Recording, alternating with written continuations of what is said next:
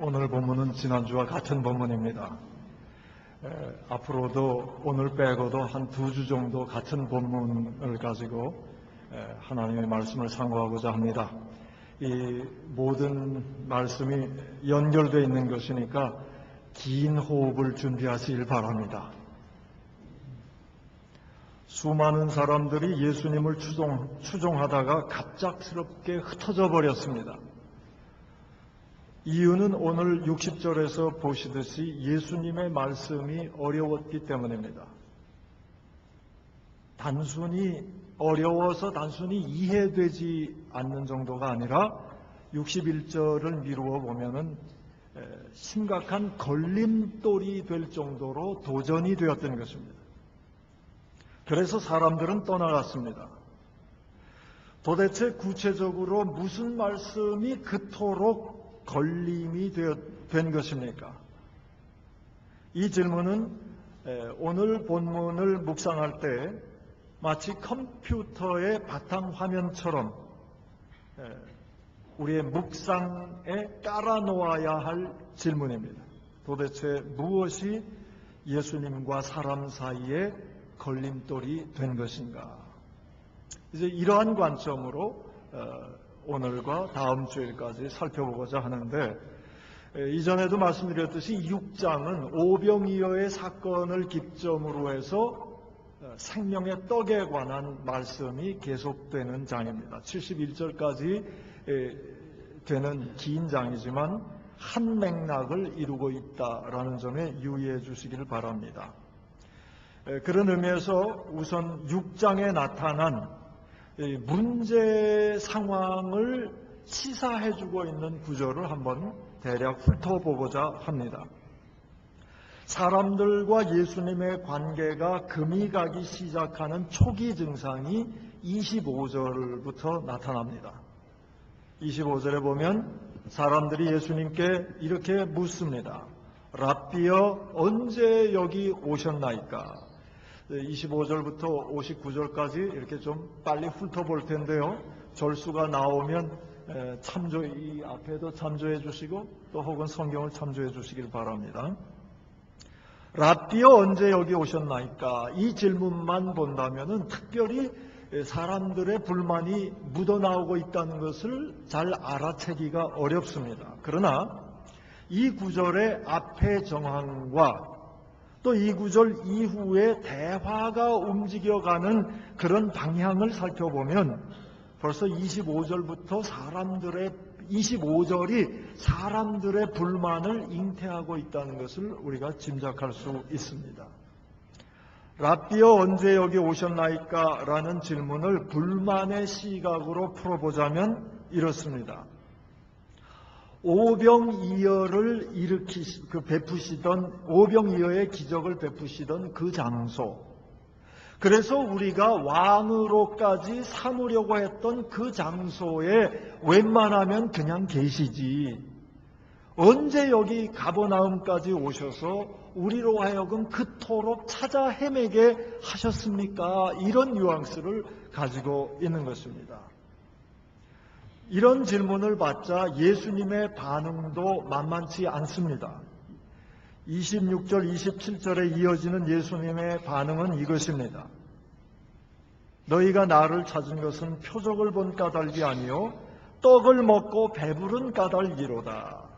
썩을 양식을 위하여 일하지 말고 영생하도록 있는 양식을 위하여 일하라. 이렇게 25절, 26절, 27절을 한꺼번에 묶어서 보면 예수님과 사람들 사이에 벌써 긴장 관계가 있다는 것을 짐작하실 수 있죠. 영생하도록 있는 양식을 위하여 하라 그러시면서 예수님께서 계속 말씀하시자 사람들은 30절과 31절에서 드디어 이 감정이 폭발하게 됩니다. 이전에도 말씀드렸지만 다시 한번 30절과 31절을 조금 더 실감나게 표현하면 이것입니다. 사실 따지고 보면 오병이어의 기적은 모세의 만나 기적에 비교하면 아무것도 아닙니다. 예수님 너무 잘난 척하지 마세요. 이런 게 들어가 있는 거예요.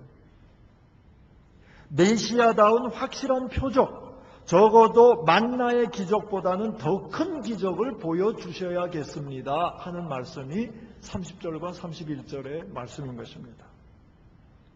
긴장이 점점 고조되고 있는 것을 우리가 보게 됩니다.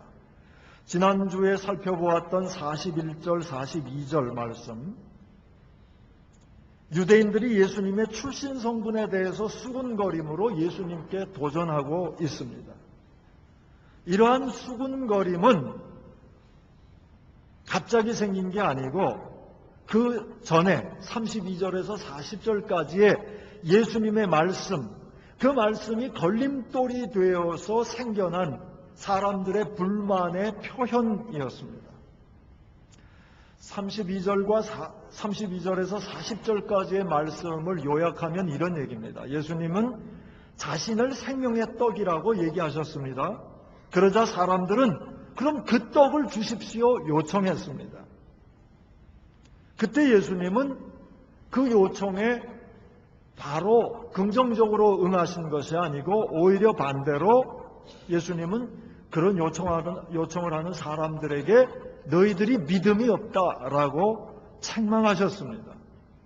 여기에서 한 걸음 더 나아가서 말씀하시기를 너희 모두가 구원받는 게 아니다. 하나님께서 예수님 자신에게 주신 자들만 구원받을 것이다 라고 말씀하시므로 많은 사람을 소외시키셨습니다. 그래서 사람들이 불만에 가득 차서 예수님의 출신 성분을 들추어내면서 예수님에 대해서 수군거리기 시작했던 것입니다. 그 수군거림을 예수님께서 보시고 43절에 노골적으로 그 수군거리는 게 잘못됐다고 지적을 하십니다. 43절에 예수님께서 어떤 말씀을 하셨습니까? 너희는 서로 수군거리지 말라. 예수님도 화나시면 이런 직선적인 말씀도 할 줄 아시는 분이에요. 너희 수군거리지 마. 딱 얘기하십니다. 잘못된 행동을 직접 지적하는 것은 관계에 상당한 금이가 있다는 증거입니다.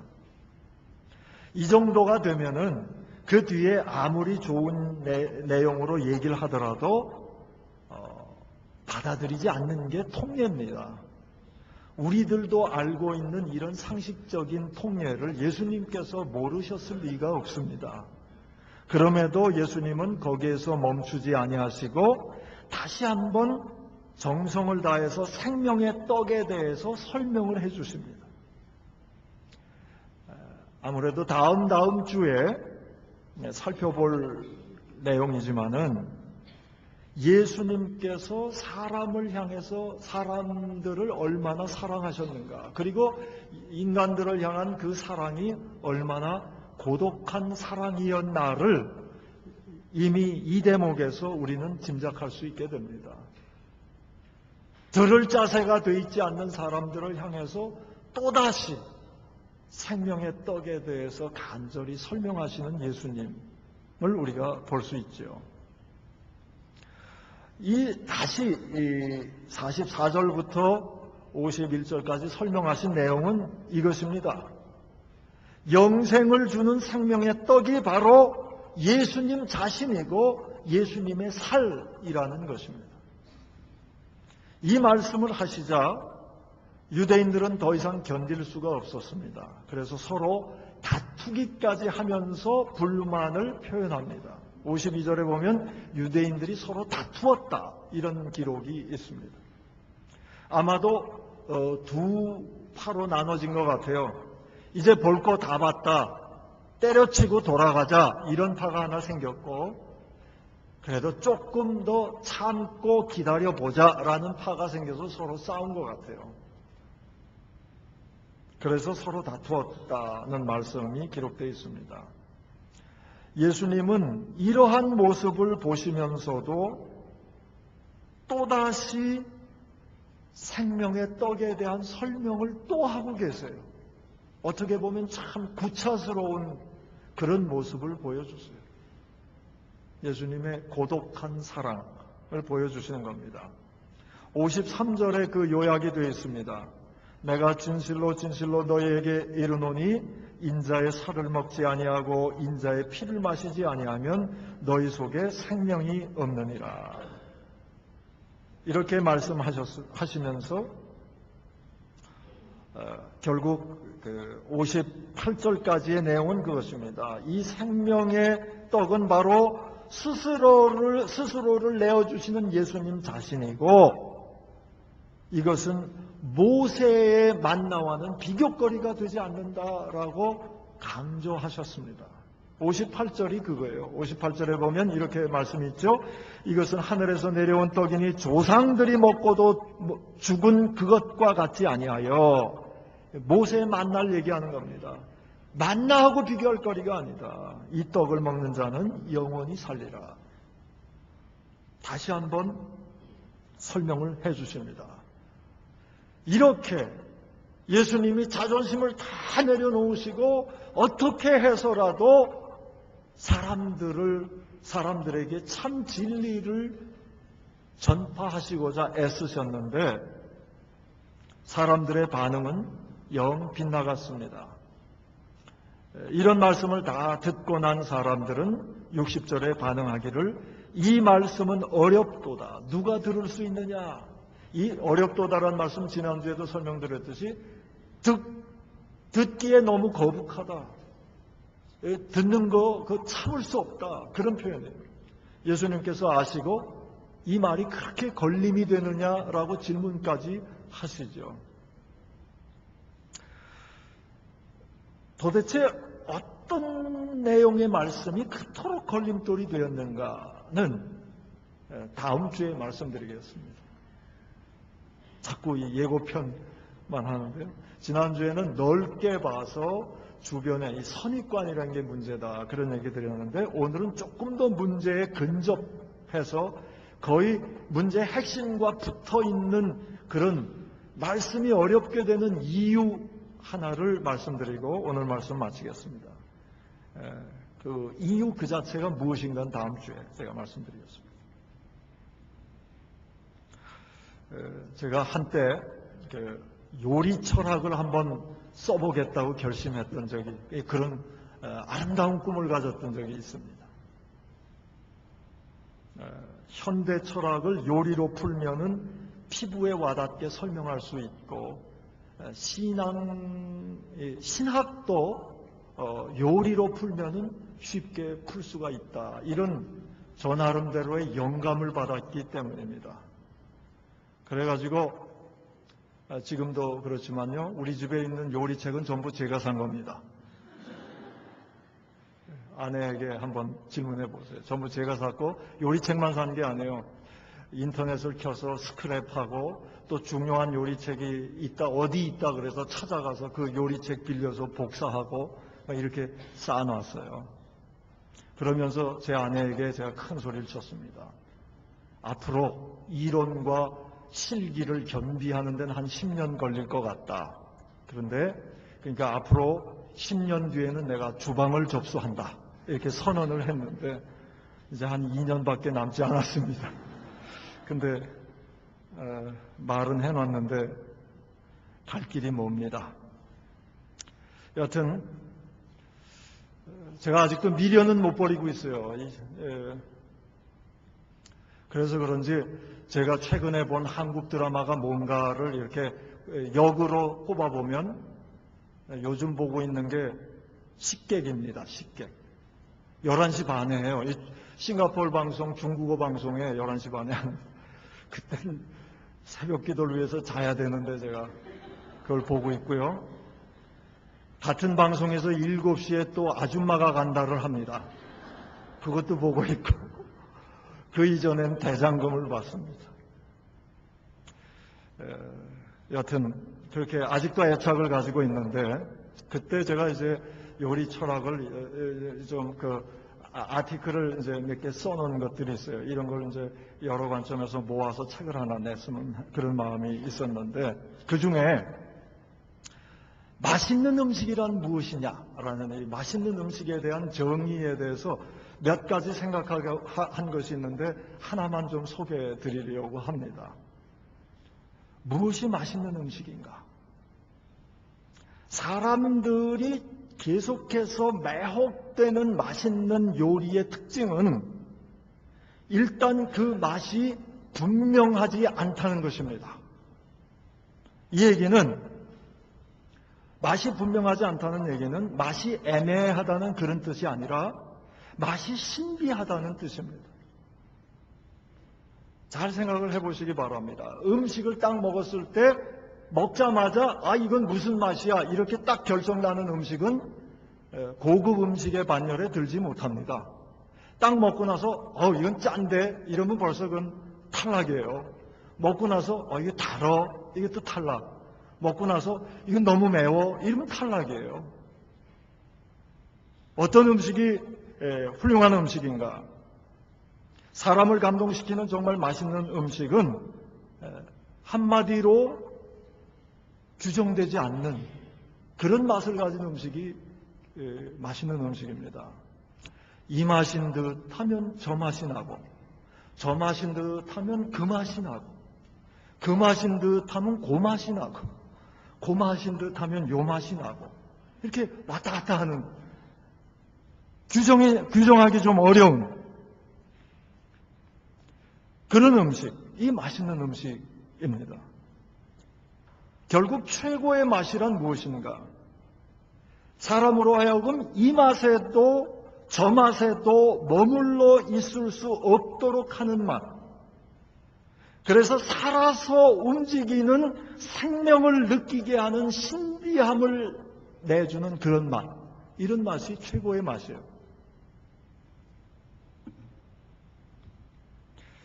지금 비전 트립 팀이 사라왁을 여행 중에 있습니다. 제가 사라왁에서 맛의 한 차원을 더 열게 되는 그런 경험담을 하나 얘기해 드리겠습니다. 한 10여 년 됐는데요. 제가 한번 이렇게 밀림을 돌다가 사라왁에 있는 그 파인애플 농장에 하루 묵은 적이 있습니다. 롱하우스에 사는 그 집은 그 사라왁 정부로부터 모범 농장으로 표창도 받고 아주 잘 갖춰진 그런 집이었어요.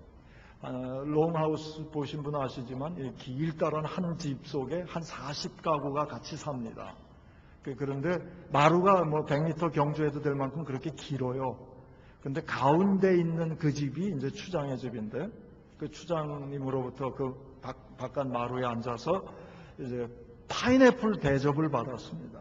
근데 파인애플을 가져온 또 잊어버렸네요. 트레이. 한국말로 쟁반.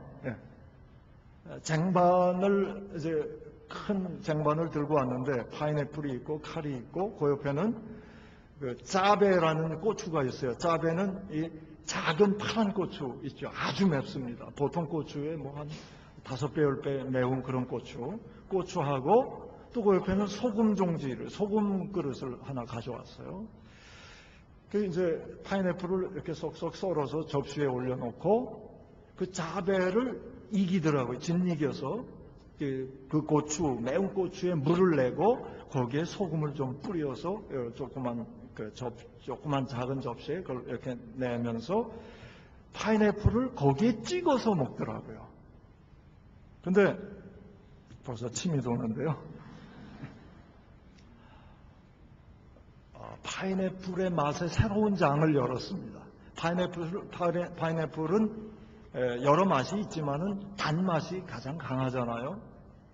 그런데 그 소스, 짜배와 소금이 섞여 있는 그 소스에 찍으니까 이게 단가 하더니 곧 짭짜름한 맛이 나고 그런가 하더니 톡 쏘면서 시원한 매운맛이 나가지고 아주 신비한 맛이 났습니다. 그래서 굉장히 인상 깊어서 제가 집에 와서 그대로 한번 해봤는데 그렇게 맛은 안 났습니다.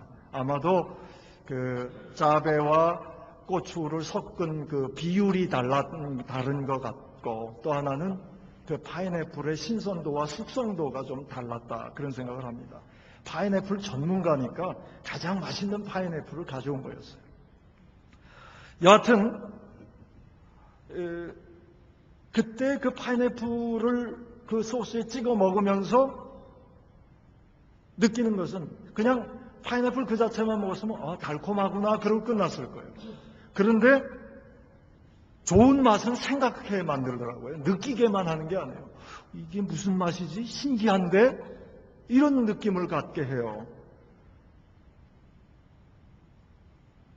파인애플의 신선도와 숙성도가 곁들여져서 짜배와 소금 사이를 왔다 갔다 하는 그 파인애플의 맛을 통해서 살아있는 그 어떤 것이 꿈틀거리는 생명의 맛을 느낄 수 있었습니다.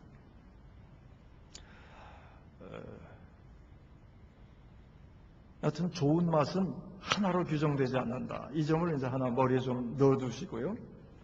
이것을 제가 오늘은 지난주에는 성경의 얘기를 오병이어 교회, 대형 교회 패러디해서 말씀드렸는데 오늘은 맛을 패러디해가지고 오늘 이 본문을 맛에다가 좀 패러디해서 말씀드리려고 합니다.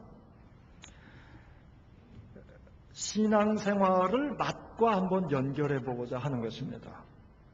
신앙은 무엇입니까? 신앙은 신비한 하나님과의 만남에서 시작되는 것입니다. 신앙생활은 무엇입니까? 신앙생활은 하나님과의 신비한 만남이 지속되는 생활이 신앙생활입니다. 우리 세상생활, 일반 신앙이 빠진 생활에도 맛이 있습니다. 나름대로의 맛이 있어요. 마찬가지로 신앙생활에도 맛이 있고 또 맛이 나야 합니다. 그런데 일반 신앙이 빠져있는 생활과 신앙생활의 맛의 차이가 있어요. 그 차이는 뭐냐면 신앙생활의 맛은 규정하기 어렵다는 거예요. 만약에 우리의 신앙생활이 한 맛만 난다면 그것은 어느 사이엔가 하나님이 빠져버린 인간의 이 사람만의 맛을 나타내고 있다는 것을 알아야 됩니다. 사람이 준비하고 사람이 계획하고 예상한 맛 이외에 뭔가 새롭고 다른 맛, 그래서 생각해 하고 느끼게 해준, 신선한 생명을 느끼게 해주는 그런 맛, 그런 맛이 나는 게 신앙생활입니다.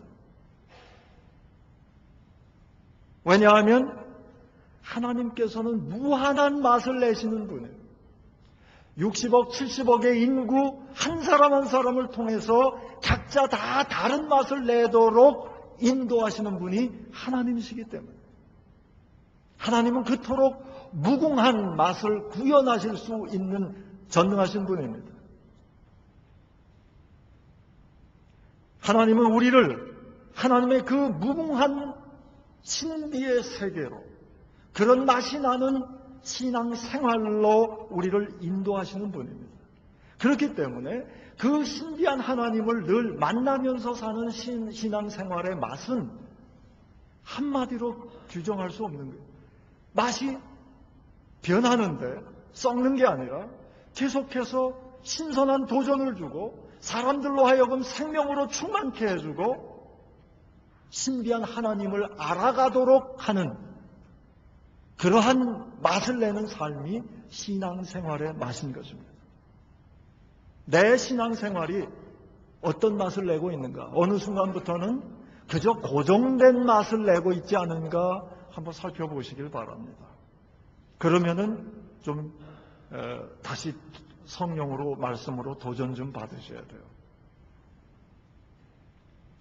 요리에서 요리의 대가만이 쓴맛을 자유자재로 사용할 수 있듯이 만유의 주제이신 하나님께서는 때때로 사람에게 하나님의 그 놀라운 신비를 맛보게 하시고자 우리로 하여금 인생의 쓴맛을 보게 해주십니다.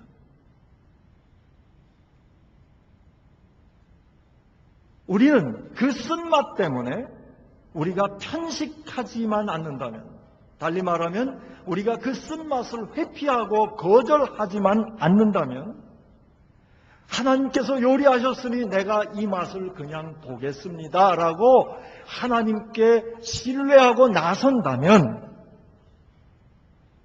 어느 사이엔가 그 쓴맛 속에 이미 단맛이 어우러져 있음을 맛보게 될 것입니다. 하나님이 내시는 그 신비한 맛은 사실상 인간이 규정하는 쓴맛도 단맛도 아니고, 인간이 규정하는 쓴맛과 단맛 어떤 맛이든지 간에 그 모든 맛을 합력해서 선을 이루는 하나님의 신비한 맛, 그것을 보며 살아가는 삶을 살도록 우리 하나님은 인도하시는 분입니다. 오늘 말씀으로 돌아옵니다. 예수님의 말씀을 듣는 유대인들의 문제가 뭐였습니까? 유대인들의 문제는 자신들의 입맛에 맞는 말씀만 듣고자 했다는 데 문제가 있었던 것입니다.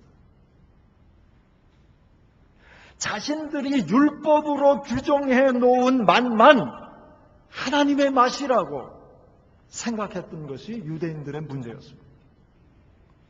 그래서 실상 율법으로 규정해 놓은 고정된 맛, 그것은 살아있는 하나님의 맛이 아닌데, 살아계신 예수 그리스도께서 신선하고 생명으로 충만한 맛을 직접 보여주시고자 내 살과 살을 먹고 피를 마시라고 하시는 그런 놀라운 은혜의 기회를 주셨는데도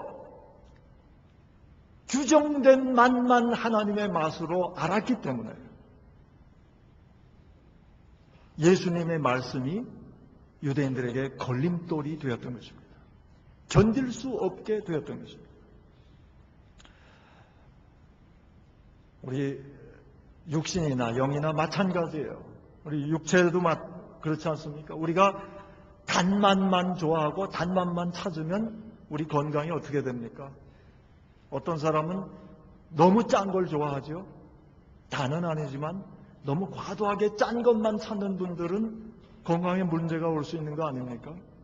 위장에도 문제가 되고 혈압도 올라가고, 어떤 분들은 너무 매운 거를 좋아하세요. 저는 매운데 아주 약합니다. 근데 요즘 오래됐는데 요즘도 하는지 모르겠어요. 옛날에 코리안 월드죠. KBS 월드 프로그램 중에 맛 찾아다니는 게 있는데 주로 매운 거를 많이 소개하더라고요. 그냥 땀 흘리고 허헉거리면서 먹는데 맛있다 이러고 먹는데 좀 문제가 있다고 저는 생각을 합니다. 여러분, 우리는 신 것도 먹고 쓴 것도 먹어야 됩니다. 그래야 건강해지죠. 우리 인생도 마찬가지입니다. 단 거, 짠 거, 매운 거, 신 거, 쓴 거 다 골고루 먹어야 건강해지고 성숙해지는 것입니다. 여기에다가 영적인 관점을 더하면 그렇습니다. 우리 사람들은 보통 5가지 육체의 맛이 전부인 줄 알고 살지만 우리 믿는 사람들에게는 한 가지 맛이 더 있죠. 사람들이 얘기하는 그 5가지 맛, 그 맛을 하나로 어우러지게 하고 합력해서 신비한 맛이 되도록 하는 영적 말씀의 맛으로 우리는 살아가는 겁니다. 이게 믿는 사람들이 추구하는 신앙생활의 맛입니다. 영적인 말씀의 특징은 무엇이냐 하면 사람이 자기가 좋아하는 한 가지 맛에 머물러 있지 못하도록 하는 그런 도전을 하는 게 영적 말씀의 특징입니다. 그래서 때때로 영적인 말씀, 하나님의 말씀은 우리에게 걸림돌로 느껴지기도 합니다. 그럴 때, 말씀이 걸림돌이 될 때 우리가 믿음으로 그 걸림돌을 돌파하는 것이 필요합니다. 믿음으로 그 걸림돌을 돌파하게 되면 우리가 비로소 예수의 맛을 알게 되고 예수를 맛을 알고 먹게 될 때, 그 살과 피를 먹게 될 때에 우리도 비로소 예수의 맛을 내게 되고 예수의 냄새를 내게 되는 것입니다. 육체도 마찬가지예요. 사람은 먹는 대로 냄새가 난다고 그럽니다. 우리는 서로 잘 모르죠. 그러나 김치를 먹지 않는 사람들은 김치 먹는 사람들 옆에 오면 마늘 냄새, 김치 냄새 난다 그러죠. 그분들은 치즈를 좋아하기 때문에 우리가 옆에 가면 그분들에게서 노린내가 납니다. 본인들은 모를지 몰라도. 이 남방 사람들은 코리안더 좋아하잖아요. 향초 좋아하잖아요. 땀 많이 흘리고 그러면 우리 한국 사람보다 훨씬 더 이 남방 사람들이 코리안더 냄새가 그 몸에서 납니다. 먹는 대로 냄새가 나는 거예요. 몸이 형성되고 냄새가 나는 겁니다. 마찬가지로 그리스도의 예수의 살과 피를 날마다 먹는 사람은 그리스도의 향기가 나게 되어 있습니다. 예수의 살과 피의 맛은 유대 율법의 맛도 아니고 모세의 만나의 맛도 아닙니다. 그러다 보니까 유대인들은 그 맛이 짐작만 듣기만 해도 생소하고 이상했기 때문에 예수님의 말씀을 걸림돌로 여겼던 것입니다. 이것은 유대인들, 그 당시에 2000년 전의 유대인들만이 아닙니다. 오늘날도 우리 기독교인들 속에도 이런 현상들이 있습니다. 유대인들은 자신의 입맛에 맞는 교리만을 추려놓은 율법의 맛에 익숙했는데 오늘날도 우리 기독교인들 중에서도 그런 사람들이 있어요. 그저 얄팍한 교리, 얄팍한 지식, 기독교 지식에 매여서 변화를 싫어하는 사람들이 있죠. 그런가 하면 기독교인들 중에도 유대인들처럼 떡에만 관심 있는 사람들은 있어요. 믿는다고 하면서도 예수님보다 떡에 더 관심 있고 또 떡 먹으러 가는 친구들과의 교제에 집중하는 그런 분들도 있습니다. 예수님의 살을 먹고 피를 마시는 것이 정작 무엇인지에 대해서는 큰 관심이 없는 교인들도 있습니다. 사실 정도 차이는 있지만 우리 모두가 이러한 성향을 가지고 있습니다. 저 자신부터도 유대인들이 매였던 그 율법은 아니지만 제가 세워놓은 어떤 고정된 그 어떤 것에 매여 있는 모습들이 있고 제가 인간적으로 좋아하는 것에 매이는 것들이 있어요. 이게 우리 인간들의 모습입니다. 그렇기 때문에 그 당시의 유대인들만이 아니라 오늘날 우리에게도 그리스도의 살과 피가 필요한 것입니다. 그런데 그리스도의 살과 피의 맛은 쓴맛입니다. 유대인들은 짐작했어요. 예수님의 설명을 들으면서 이게 자기가 메시아라고 그러면서 죽는다는 얘기를 자꾸 하는 거예요. 예수님이.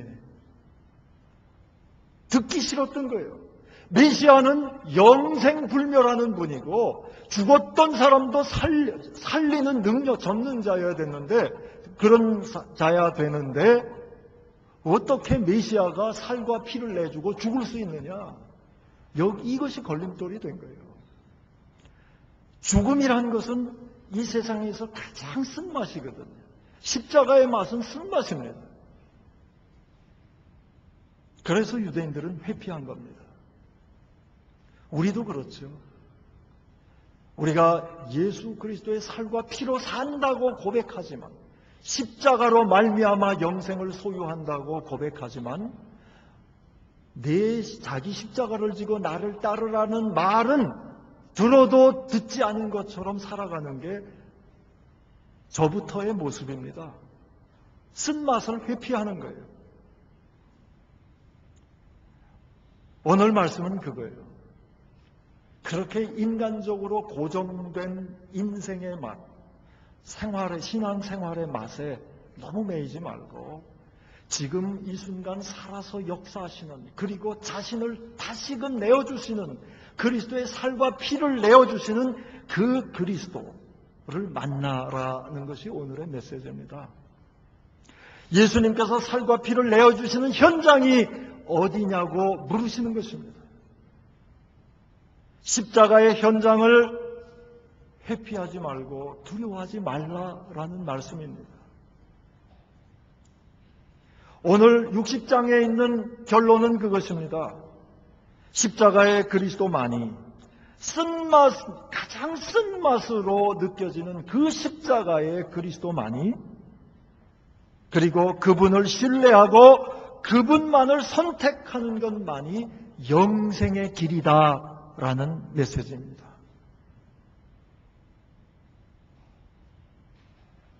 따지고 보면 때때로 하나님의 말씀이 걸림돌이 되는 것이 당연하고 걸림돌이 되어야만 합니다. 우리는 자동으로 귀를 막아버려요. 흩어지지까 유대인들처럼 떠나버리지는 않지만 자동으로 귀를 막는 경향이 있습니다. 우리 성령님께서 귀를 열어주시기를 바랍니다. 자기 십자가를 지고 따르라. 십자가의 쓴맛을 회피하지 마라. 오늘 말씀을 마칩니다. 오늘 우리 삶 속에서 그리스도가 또다시 자신의 살과 피를 내어주는 현장이 어디냐라는 도전입니다. 누구에게 그런 일을 베풀고 계시는가? 그리고 믿는다고 하는 저와 여러분, 그 현장을 회피하고 있느냐? 예수님께서 살과 피를 내어주시는 그 현장에 있으면서 예수님 사랑하기 때문에 그 십자가의 쓴맛을 기꺼이 먹느냐? 묵상해 보라는 것입니다. 그리스도의 쓴맛을 영접하라는 것입니다. 왜냐하면 그리스도의 그 십자가의 쓴맛, 그 맛은 성령 안에서 부활의 신비한 맛이 되기 때문입니다. 십자가의 쓴맛을 영접하는 사람은 어느덧 곧 부활의 놀라운 생명의 신비의 맛을 맛보는 사람이 될 것입니다. 이 진리를 얘기하고 계십니다. 오늘 우리의 삶 속에 십자가의 쓴맛을 정말 우리의 풍성한 부활의 생명의 맛을 맛보이시기 위해서 하나님께서 제공하시는 그것이 무엇인가를 깨달아 아실 수 있기를 우리 하나님께서 원하십니다. 잠시 묵상하겠습니다. 우리가 회피하려고 했던 십자가의 쓴맛, 그 현장이 무엇인지, 그리고 그 십자가의 쓴맛을 가져다주는 그러한 상황이 무엇이든지 생각하고 오직 말씀에 순종하여 그곳에 이미 와 계시는 그리스도를 선택하고 그리스도께서 내어주시는 쓴맛의 살과 피를 우리 먼저 취할 수 있기를 간구하시기를 바랍니다. 그런 가운데 쓴맛을 각오하고 십자가를 취했을 때 오히려 그 십자가야말로 신비한 부활의 맛을 보게 하는, 영생에 잇대어 살게 하는 하나님의 놀라운 기적의 장소가 되는 것을 기대하면서 잠시 묵상하겠습니다.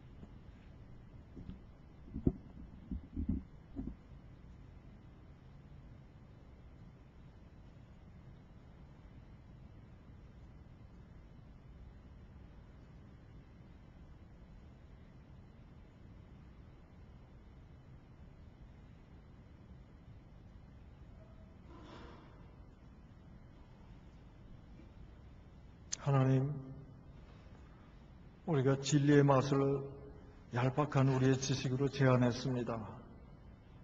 무한하신 하나님을 우리의 지식으로 제한했습니다. 믿는다고 하면서도 하나님을 빼놓고 내 판단으로, 내 감각으로 규정하며 늘 같은 판단, 같은 감각을 가지고 살아왔음을 주님 앞에 내어놓습니다.